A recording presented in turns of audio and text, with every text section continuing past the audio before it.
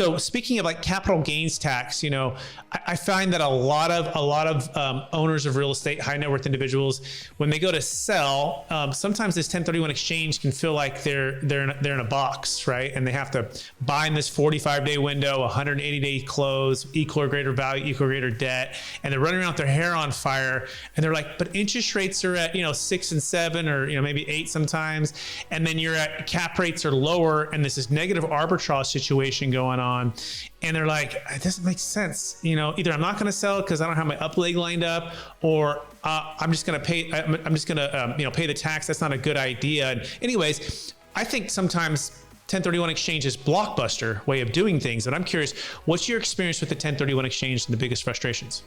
I think a lot of people go with it down here because most of the time when you're buying and selling down here, you're buying into the market where you can.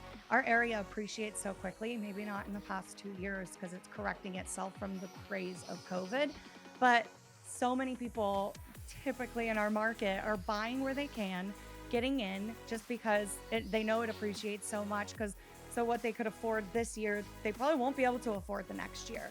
So get in while you can. And then typically 1031 has been working really well in our area just because everyone is doing that flip into something bigger.